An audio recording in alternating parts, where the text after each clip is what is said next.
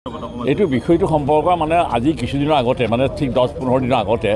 অষ্ট্ৰেলিয়াৰ সংসদত এটা সিদ্ধান্ত হৈছে 16 বছৰ আৰু তাৰ তলৰ ল'ৰা ছোৱালীবিলাকে যাতে ছ'চিয়েল মিডিয়াৰ হেৰি কৰিব নোৱাৰে মানে মোবাইল টোবাইল যাতে ব্যৱহাৰ কৰিব নোৱাৰে সেইটো বৰ পচন্দৰ কথা হৈছিলে মোৰ অন্তৰত এইটো আহিছিলে যে এইটো মই আমাৰ ভাৰতৰ প্ৰধানমন্ত্ৰীলৈ এখন চিঠি দিম ভাৰতৰ প্ৰধানমন্ত্ৰীয়ে অসমতো ভাৰততো এই অষ্ট্ৰেলিয়াৰ ব্যৱস্থাটো কৰক যাতে 16 বছৰৰ তলৰ ল'ৰা ছোৱালীয়ে কোনো কাৰণতে মোবাইল যাতে ব্যৱহাৰ কৰিব নোৱাৰে সেই চিঠিখন মোৰ লেখা আছে আজি হয়তো আপোনালোকে যেহেতু বাইক মোৰ পৰা লৈছেই গতিকে টিভি মানে চেনেলবিলাকে যদি বাইক ল'বলৈ সুবিধা নাপায় কাগজ এখন পঠিয়াই দিলে সেইখন কেতিয়াও প্ৰচাৰ নকৰে গতিকে আপোনালোকলৈ মই পঠিয়াই দিম মোৰ একদম ধুনীয়াকৈ চহীটো মাৰাও আছে মই আজি ছ'চিয়েল মিডিয়াতে দি দিম আপোনালোকে তাৰ মাজেৰে চিঠিখন পাই যাব গতিকে চিঠিখনত মই কি লিখিছোঁ আপোনালোকে চাব মূলতঃ স্বাধীন ইয়ে সুগন্ধি পখিলাৰ কবিলে শ্ৰদ্ধা জনাই আমি আপোনালোককো আন্তৰিক ওলগ জনাইছোঁ আপোনালোকক জনাবলৈ পাই আমি আনন্দিত হৈছোঁ যে শিৱসাগৰত 27, 28 আৰু 29 ডিচেম্বৰত অসমৰ কবিসকল একত্ৰিত হ'ব এখন পতাকাৰ তলত উদ্দেশ্য কি ইয়াৰ লক্ষ্য কি আপোনালোকে নিশ্চয় জানে আৰু আজি সেই উদ্দেশ্যে কবি সন্মিলনৰ এগৰাকী খ্যাতনামা ব্যক্তি প্ৰেমজ গগৈদেৱে আজি আমাৰ এই অধিৱেশনথলীত লাইখুটা স্থাপন কৰিছে আৰু আমি আশা ৰাখিম যে পৰমেশ্বৰৰ কৃপাত এই আমাৰ অধিৱেশনলৈ আহিব লগা যিসকল ব্যক্তি যিসকল কবি এই সকলোৰে আশীৰ্বাদত এই অনুষ্ঠিতব্য আমাৰ অনুষ্ঠানকেইটা খুব সুন্দৰভাৱে পালিত হ'ব আৰু আপোনালোকক জনাবলৈ পাই আমি আনন্দিত হৈছোঁ যে আমাৰ এই অনুষ্ঠানলৈ সুদূৰ উৰিষ্যাৰ পৰা নেপালৰ পৰা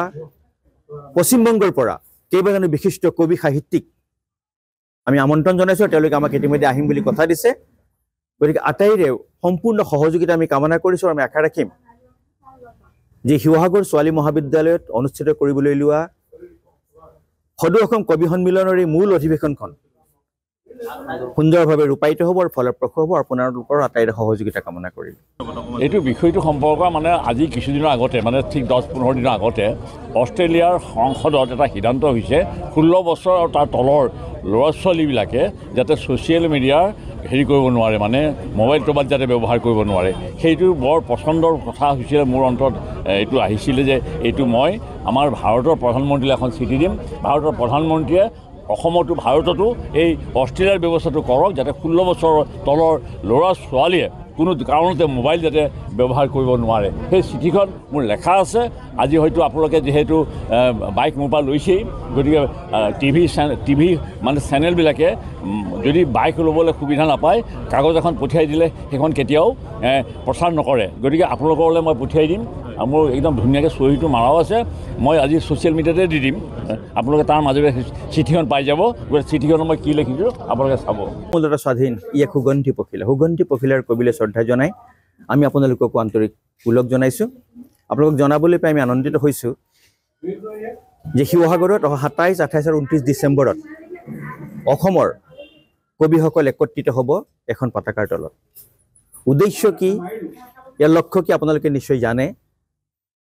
আৰু আজি সেই উদ্দেশ্যে কবি সন্মিলনৰ এগৰাকী খ্যাতনামা ব্যক্তি প্ৰেমজ গগৈদেৱে আজি আমাৰ এই অধিৱেশনথলীত লাইখুটা স্থাপন কৰিছে আৰু আমি আশা ৰাখিম যে পৰমেশ্বৰৰ কৃপাত এই আমাৰ অধিৱেশনলৈ আহিব লগা যিসকল ব্যক্তি যিসকল কবি এই সকলোৰে আশীৰ্বাদত এই অনুষ্ঠিতব্য আমাৰ অনুষ্ঠানকেইটা খুব সুন্দৰভাৱে পালিত হ'ব আৰু আপোনালোকক জনাবলৈ পাই আমি আনন্দিত হৈছোঁ যে আমাৰ এই অনুষ্ঠানলৈ সুদূৰ উৰিষ্যাৰ পৰা নেপালৰ পৰা পশ্চিমবংগৰ পৰা কেইবাজনো বিশিষ্ট কবি সাহিত্যিক আমি আমন্ত্ৰণ জনাইছোঁ তেওঁলোকে আমাক ইতিমধ্যে আহিম বুলি কথা দিছে গতিকে আটাইৰে সম্পূৰ্ণ সহযোগিতা আমি কামনা কৰিছোঁ আৰু আমি আশা ৰাখিম যে শিৱসাগৰ ছোৱালী মহাবিদ্যালয়ত অনুষ্ঠিত কৰিবলৈ লোৱা সদৌ অসম কবি সন্মিলনৰ এই মূল অধিৱেশনখন সুন্দৰভাৱে ৰূপায়িত হ'ব আৰু ফলপ্ৰসূ হ'ব আপোনালোকৰ আটাইৰে সহযোগিতা কামনা কৰিলোঁ যিকোনো খবৰৰ বাবে যোগাযোগ কৰক 7099017330 লগতে 7099017110 নম্বৰত